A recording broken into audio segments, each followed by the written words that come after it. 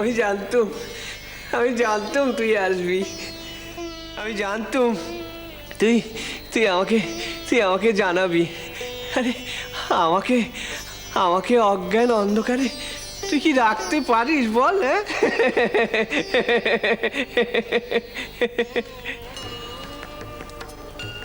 তাই ওই ওই গাড়ু গামছাতে? হ্যাঁ হ্যাঁ, কেন মা তুই এমন করেছিস বলতো? কেন এমন করেছিস? হ্যাঁ,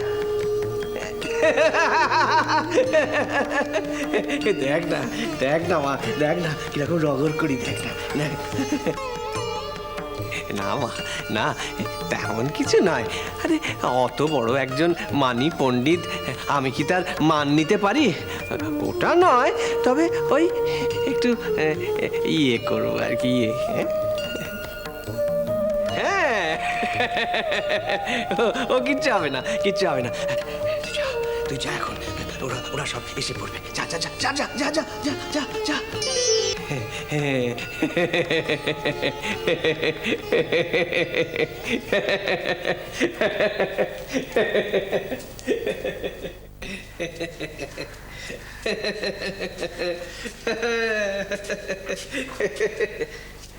কি গো ও ঠাকুর, কার সাথে কথা কইছিলে?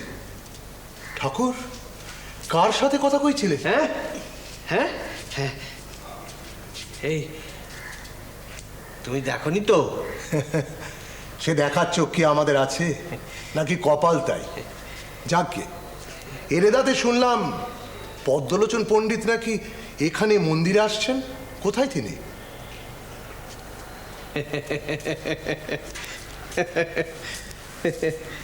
কি হলো, উত্তর দিচ্ছ না যে? কি দেখছো? গাড়ু গামছা। কি আছে ওতে? হ্যাঁ হ্যাঁ, কি আছে?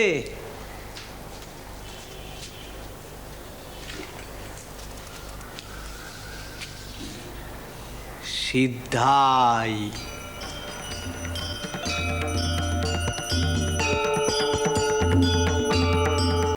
আমি আপনার কথা শুনেছি।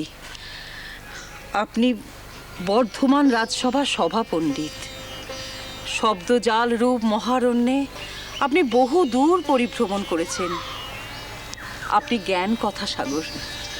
আমাকে স্নেহ করেন যারা, তারাই এই কথা বলেন, কিন্তু আমি এখনো অনন্তকে চিনতে পারিনি আপনার মতো। অনন্তকে কি চেনা যায়? নিশ্চয়ই যায়। তিনি যাকে চেনা দেন তিনি চিনতে পারেন। তার অপার করুণা আপনার ওপর বর্ষিত হয়েছে বলেই তো আপনি পারছেন। আমার আজ কি সৌভাগ্য মা, আজ আপনার দেখা পেলুম। আপনার দর্শন না পেলে আমার তীর্থ দর্শন যে অপূর্ণই থেকে যেত। বেদান্তের ভাষায় আপনি হচ্ছেন পরসংবেদ্য।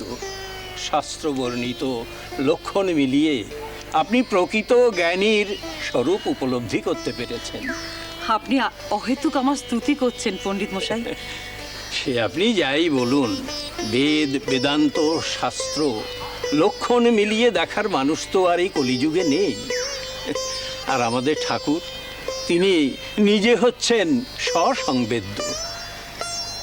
বেদান্তের ভাষায় তিনি হচ্ছেন সেই ব্যক্তি যিনি নিজের স্বরূপ জানেন। তিনি জানেন যে তিনি ব্রহ্মের সঙ্গে একীভূত সত্তা। আপনি আগে কেন পণ্ডিত সভায় আসেননি দেব? নিশ্চয়ই তখন সময় হয়নি।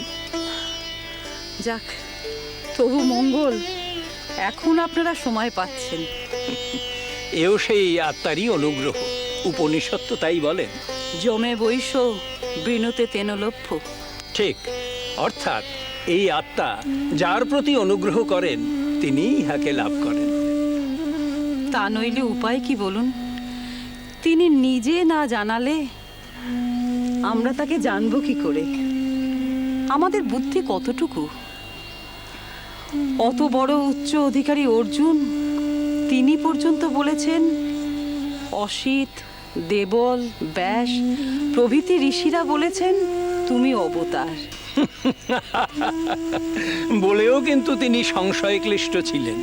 ভগবানের বাণী উদ্ধৃত দিয়ে বলেছিলেন, তুমি নিজেই বলছো স্বয়ং চৈব ব্রবীষি মে। তাই বিশ্বাস হচ্ছে তুমি সত্যি অবতার। আসলে তো তাই মা, এই অবতারকে তো চেনা যায় না। তিনি না চেনালে, তার কৃপা হলে তাকে ধরা যায়, বলতে বোঝা যায়। অবতারত্ব এমনি রহস্যপূর্ণ মা। সে রহস্যের সমাধান তো নিশ্চয়ই হয়ে গেছে। নিশ্চয়ই, আত্মার আলোয় সব আলোকিত। তার চৈতন্যে এই জীব জগৎ সব চৈতন্যময়। এবার তাহলে ভক্তি সাধনার পথে তাকে ছেড়ে দিন আপনারা। উনি তো ওই পথেই রয়েছেন মা। এই যে আপনারা সব বেদান্তবিদরা তাকে জেকে ধরেছেন, কেন? কি দরকার? এই যে চিদাভাসেরই উৎসব মা।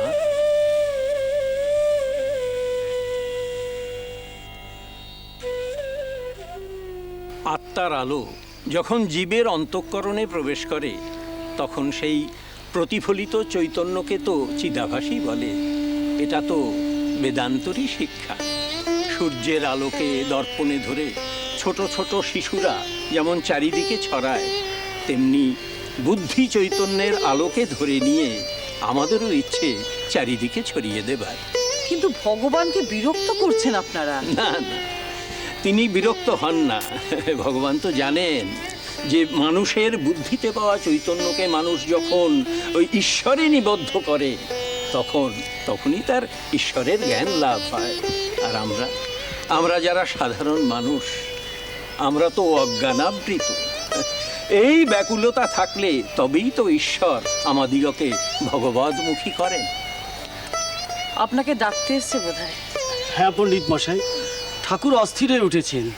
হ্যাঁ, চলো, আমাকে আজ্ঞা করুন মা।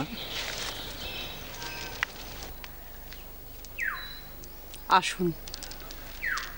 তবে একটা কথা, বাবা ভক্তির রসে ডুবে আছেন, টইটুম্বুর দশা।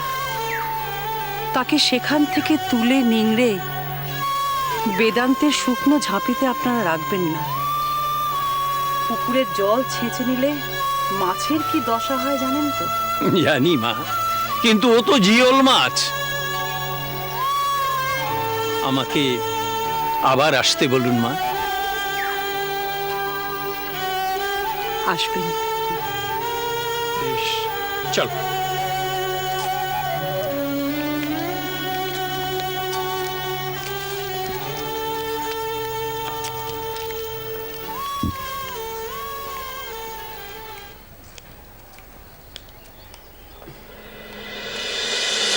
হীরা